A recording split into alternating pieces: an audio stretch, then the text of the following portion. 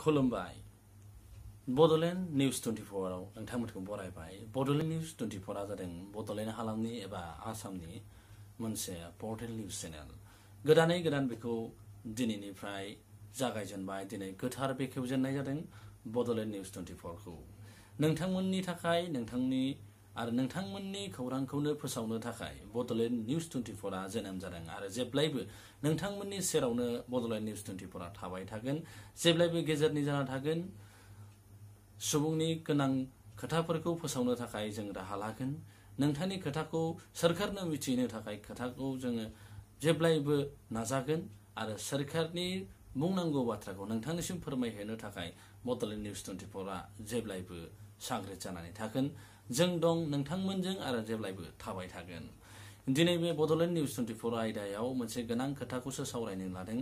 दिनै लन्च जानायजों लोगो लोगो नोंथांमोननो रादाब माखौ बुङो बा व्हाट इज निउज बा रादाबा मा बे खोथाखौसो फोरमायनो थाखाय जों बेहाय जोंनि बे स्टुडिअ'आव दान्दिसे जिरायदों। जोंनि स्टुडिअ'आव जों नोंथांमोननो फोरमायनो मोननानै गोजोननाय मोनदों जे बड'लेण्ड निउज 24 आ गुबुन गुबुन रादाबजों लोगोसे बायदि बायदि आयदाफोरखौ फोसावनो राहा लागोन। बेनो जाबाय सावरायनाय आयदा।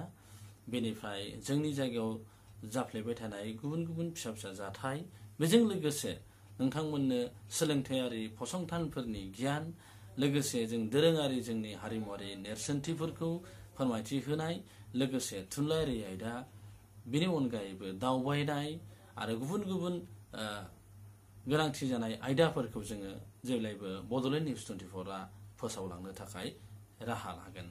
दिनै गिबि लन्च जानायजों लोगोसे बा फोसावजेननायजों लोगोसे नोंथांमोननि सिगाङाव रादाबा मा बा व्हाट इज निउज बेनि सोमोन्दै मोनसे फंनैसो खोथा बुंनो नागिरदों।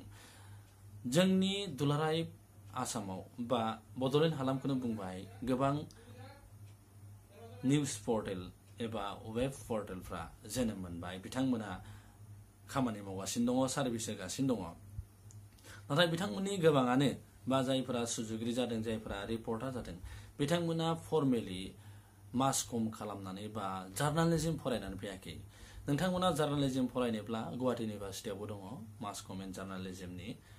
बेहाय बोसोरसे बोसोरनै थायो, मास्टार डिग्रि थायो, डिप्ल'मा थायो।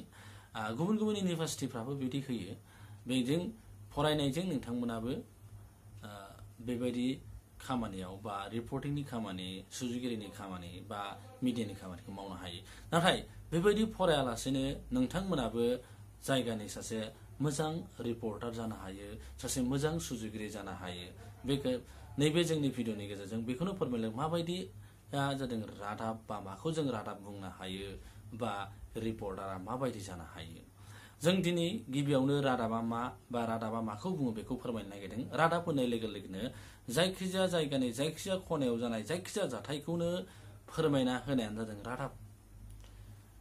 जेरै इंराजियाव निउज, NEWS, बे जाबाय नर्थ, इस्ट, वेस्ट आरो साउथ। बे जादों सरासनस्रायै जों बुंनो थाङोब्ला सा सानजा, साहा खोला बे गासैनि थासारिफोरखौनो लानानै जायखिजाया जायगायाव जानाय जायखिजाया जाथायखौनो जों बुंनो हायो रादाब। नाथाय मोनफ्रोमबो जाथायानो जे रादाब जागोन बे नङा। रादाब जानो थाखाय सरासनस्रा जाफ्लेबाय थानाय नङाब्लासिनो सरासनस्रा जाफ्लेयैनि एसे आलादा जानांगोन। जेरै बेबायदि जाथाया मालाबाबो जाफेराखै बा बेबायदि जाथाया जाबाय थाफ्लायनाय नङा, बेबायदि जाथायासो रादाब जानो हागौ।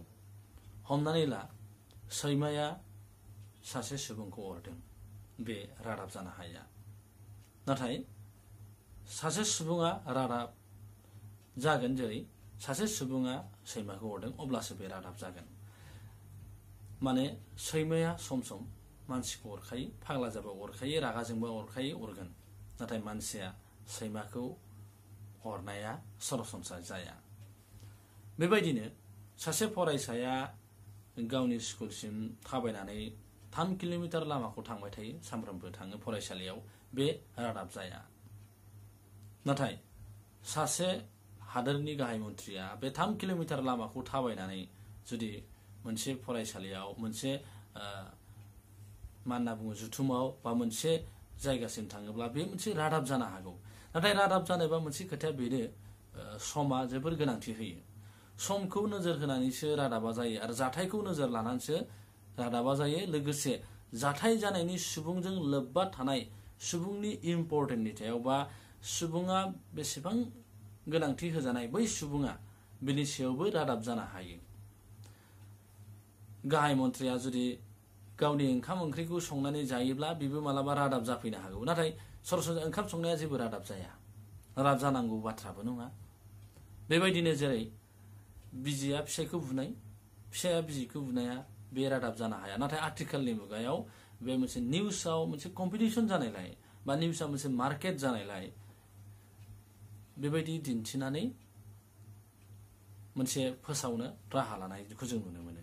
नाथाय अब्लासो निउस जागोन जेब्ला बिजिखौ फिसाया बुयै बुयै बुथारदों बा बिजियाबो बुयै बुयै फिसायखौ बुथारदों, प्लेनिं खालामनानै बुथारदों, बेफोरबायदिया रादाब जानो हागौ बा रादाब जानायनि मोनसे राहा थानो हागौ। नाथाय सरासनस्रा सासे बिजिया फिसायखौ बुनाय बा सोबानाय बा फिसाया बिजिखौ सोबानाय बियो सरासनस्रा सुबुंनि जिउआव जाफ्लेबाय थानाय मोनसे जाथाय, बेयो रादाब जानो हाया। दा रादाबा जेब्लायबो ओरैबायदि जानांगौ, रादाब बिजोङा जेब्लायबो गेजेरनि जानांगौ। बे ना सोरखारनि ना सुबुंनि। बे सुबुंनि खोथाखौबो सोरखारनो मिथिहोनांगौ आरो सोरखारा जायफोर बिथांखिफोर लादों, जायफोर स्किमफोरखौ खालामदों, जायफोर आसनिफोरखौ लादों, जायफोर प्लेनिंफोरखौ लादों, बेखौ रायजोनो मिथिहोनायाबो निउस मिडिया बा रादाब बिजोंनि खामानि। बेखायनो रादाब मा होनोब्ला बेफोर खोथाखौबो मिथिनाया मोजां। बे नङा जे मोनसे जाथायखौल' मिथिदों बेखौ फोरमायथि होनायानो रादाब, बे नङा। रादाबा होनना बुङोब्ला गुवारै जों नायोब्ला सुबुंनि जायखिजाया जाथायानो बा जाय जाथाया सरासनस्रा जाफ्लेबाय थाया बे जाथायासो रादाब जागोन। सोरखारनि खोथाफोरखौ मिथिहोनायाबो जेरै रादाब जायो, सुबुंनि खोथाखौबो मिथिहोनाया रादाब जानो हागौ। सुबुंखान्थि हादोराव बा फोरजाखान्थि हादोराव निउस मिडिया गोबां बिफाव लानो हायो। बेखायनो मोजां रादाबासो मोजां नोगोरारि सोरजिनो हानाय, मोजां मोनसे समाजखौ दानो हायो। जों जुदि जेब्लायबो उल्था बा नेगेटिभ सानस्रिफोरखौ जेब्लायबो रादाब बिजोंनि गेजेरजों मोनो, अब्ला मोनसे सुबुंफोरनि समाजावबो नेगेटिभ साननाय हनाया जाफ्लेबाय थायो बा सुबुं समाजनि गेजेरावबो बेबायदि साननाय हनाया नेगेटिभै फैबाय थागोन। जायखियानो जाया माने रादाब होननानै बुङोब्ला जायखौ जों बर'आव बुंदों बे जाबाय जायखिजाया मिथिनो लुबैनाय आयदाखौ फोरमायथि होनाय, बेनो जादों रादाब। रादाबा मोननै रोखोमनि दं। जों बेखौ बुंनो हायो हार्ड निउस आरो सफ्ट निउस। हार्ड निउसआ मा एबा सफ्ट निउसआ मा? हार्ड माने जायखौ जोङो हरखाब जाब्रबथाय जानाय जाथायबो जानो हागौ, बा नोगोराव अर नांनायबो जानो हागौ, बा मोनसे गिदिर खैफोद जादों दिनैसिम, नाथाय बे खैफोदा जोबाखै, माने रादाब बुथुमनायसिम बे जोबनो मोना। नोगोराव गिदिर अर जोंदों, बे अर नांनाया नाथाय रादाब बुथुमनाय समसिम मा मा खहा जादों बेखौ मिथिगौ आरो उनाव मा जाबावगोन बेखौ मिथिया। जायखौ जों ब्रेकिं निउस होननानै दिनैनि इलेक्ट्रनिक मिडियाफ्राव फोसावो, बे ब्रेकिं निउसखौबो मोनसे रोखोमनि हार्ड निउसाव जों दोननो हायो। हार्ड निउसनि आयदायावनो जोङो ब्रेकिं निउसखौ दोननो हायो। मानो होनोब्ला ब्रेकिं निउसाव सनसनी केस जायखौ जों बुङो, ब्रेकिं निउसनि गेजेरजों जास्ट मिथिहोनायल' जायो अरा खामदों नोगोराव बा गिदिर जाब्रबथायल' जादों, नाथाय मा मा खहा जादों बेखौ मिथिया आरो मा मा खहा जाबावगोन बेखौ जेबो मिथिया। बेखायनो हार्ड निउसनि बेलायाव जों बुङोब्ला मोनसे गिदिर जाब्रबथाय जाबाय, जेनेबा बास मोनसे जाब्रबथाय जाबाय, बे बासाव थानाय पेसेन्जारफ्रा बा दावबायारिफ्रा 50 दंमोन, 50नि गेजेराव 25 जायगायावनो थैबाय आरो 25खौ जोंनि हस्पिटालाव बा देहा फाहामसालियाव दैथायहरबाय। नाथाय बे 25 मा जाबावगोन, गाबोनबा मा जागोन बेखौ मिथिया, बेखौ आबुं खालामजोबनो हाया। बे जाबाय हार्ड निउस। नाथाय सफ्ट निउसखौ जों बुङोब्ला सफ्ट निउसआ जाबाय सरासनस्रायै सफ्ट होनोबा गुरै, बे नङा।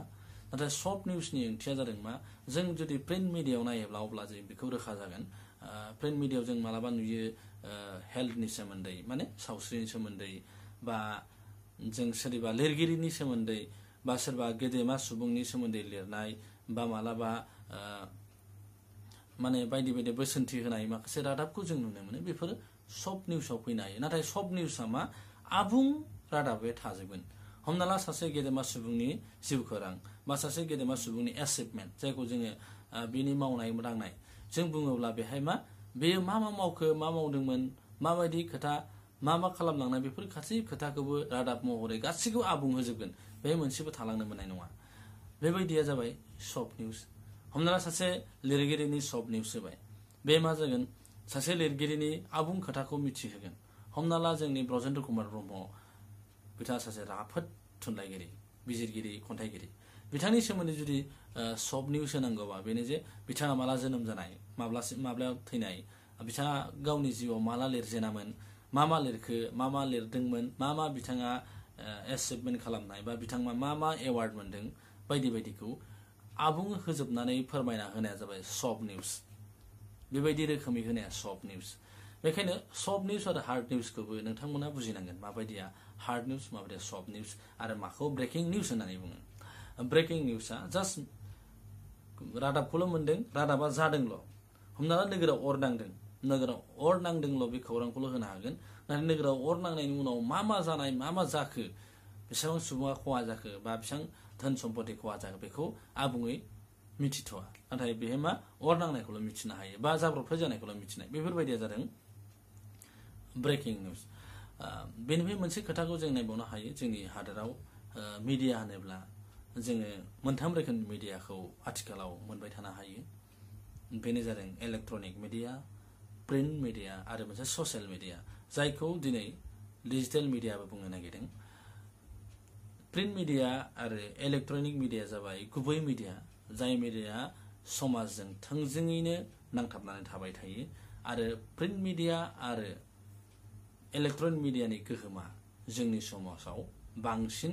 आरो गोहोम खोख्लैसिनो प्रिन्ट मिडिया जायखौ जोङो खौरां बिलाइ बा रादाब बिलाइ होनना बुङो इलेक्ट्रनिक मिडिया बेहाय मोननै रोखोमनि दङ बे जाबाय रादाब फोसावग्रा जेरै रेडिअ आरो मोनसेया जाबाय टेलिभिसन जायखौ टिभिनि गेजेरजों जोङो नुनायजों आरो गारांखौबो खोनानानै रादाबखौ मोननाय जायो सरासनस्रा जायखौ जोङो आथिखालाव टिभिनि निउस होननानै बुङो बे जाबाय इलेक्ट्रनिक मिडियानि बाहागो जियानो जादोंला जुदि मोनसे रादाब माबायदिखौ रादाब होनदोंमोन सिगाङाव बुंबोबाय जायखिजाया जाथावै जाथाया जानायानो मोनसे रादाब एक्सिडेन्ट जानायाबो रादाब माने जाब्रबथाय जानायाबो रादाब अर नांनायाबो रादाब जाथावै जाथायफोर जानायाबो रादाब आरो मालाबा गेजेरल' जानाय जाथायाबो रादाब आरो मालाबा सुबुंनि गोनांथिखौ लानायाबो रादाब जेरै बुंदोंमोन प्राइम मिनिस्टारा बा गाहाय मन्थ्रिया 5 किल'मिटार थाबायनानै जुदि गावनि न'सिम थांनांगौब्ला अफिसनिफ्राय बा मावख'निफ्राय बेबो रादाब जानो हागौ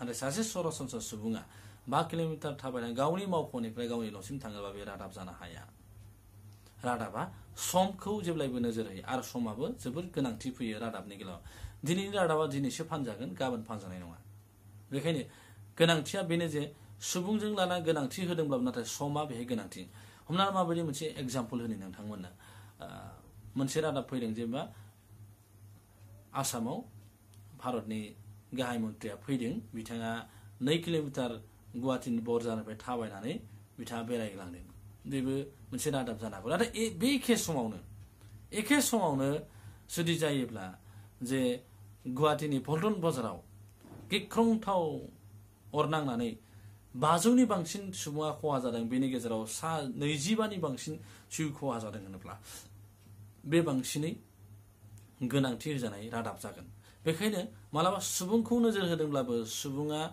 बारा बेहाय गोनांथि गैया सम जाथायासो बांसिन रादाबनि थाखाय गोनांथि दङ बेखायनो नाथाय आथिखालनि निउस मिडियायाव बा आथिखालनि जों बांसिन नुनो मोनो सुबुंनि इम्पर्टेन्टनि सायाव बा सुबुंनि गोनांथिनि सायाव बा भिभिआइपि बा भिआइपिनि सायावसो बांसिन नोजोर होनानै रादाबखौ बुथुमनाय नाथाय बेफोरबायदि खोथाफ्रा जे रादाब जाजोबो बे नङा जियानो जादोंला दिनैनि बे खोन्दोनि गेजेरजों रादाबा मा खालामनो हायो रादाबखौ बोरै होनो हायो बेखौ जों बुंगोन आरो बेखौनो बुंबाय उननि जे एपिसड दं बेहाय जोङो रादाब बुथुमगिरि जानाया माबायदि बा रादाब बुथुमगिरि जानाया माबोरै हायो बेनि सोमोन्दै जोङो सावरायगोन बिनि उनाव इलेक्ट्रनिक मिडियानि स्टुडिअ'आ माबायदि जायो बा इलेक्ट्रनिक मिडियानि स्टुडिअ'फ्रा माबायदि जानाया मोजां बेबायदि खोथाखौबो सावरायगोन लोगोसे मिडियाजों नांजाबना थानाय गुबुन गुबुन आयदाफारिफोरखौ जों फोसावगोन बेजोंनो बड'लेण्ड निउस 20 जेब्लायबो नोंसोरजोंनो दङ बा नोंथांमोनजों दङ आरो नोंथांमोननि थाखायनो जों मावलांबाय थागोन आरो बे मावनाया जेब्लायबो सुबुंनि थाखाय आरो सुबुंजोंनो दङ होननानै जों गनायना लागोन आरो गोनांथार आयदाफारिखौ लानानै नोंथांमोननि गेजेराव नुजाफैदों बड'लेण्ड निउस 24 दिनै बेखिनियावनो दोनथ'बाय गोजोन्थों।